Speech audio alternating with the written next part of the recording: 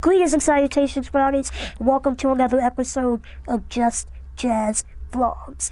Now, last week, Dan and I took a little trip down to Penn's Landing, which you saw in the vlog.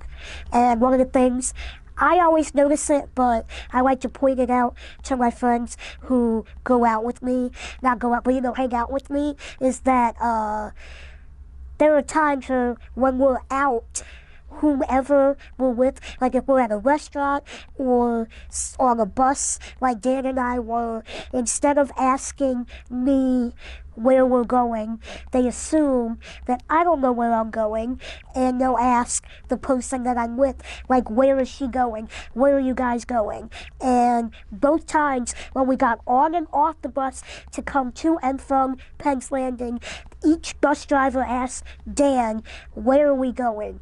Or where is she going? Which bothers the hell out of me. Why can't I know where I'm going?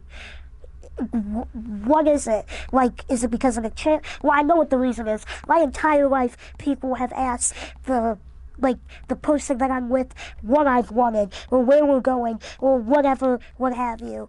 There is this stigma in society that people with disabilities, visible disabilities, are not capable of doing or thinking for themselves. Therefore, they don't have, the person that they're with can't be just a friend. They have to be their helper, or their nurse, or their something. Like the thought of someone in a wheelchair having friends and having their life together seems so alien to people, and it just pisses me off.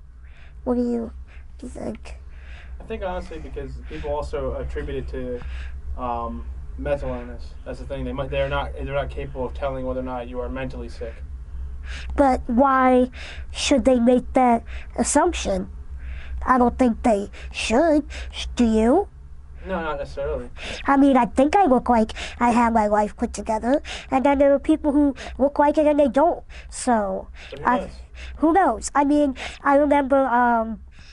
It could also be that you have a problem like Daisy, where they wouldn't be able to understand you. True. I mean, I do have the option of putting my breathing tube in and out of my shirt, but I really don't want to because I'm not embarrassed by it. And if people have questions, I'll answer it. I don't mind.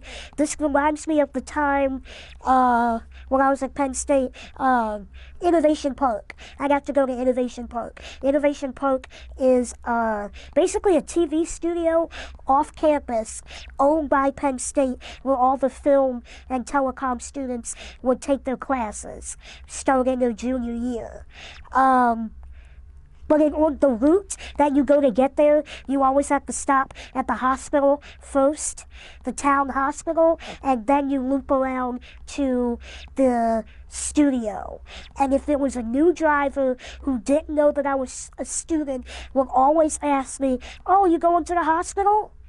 And I'd be like, "No, why?"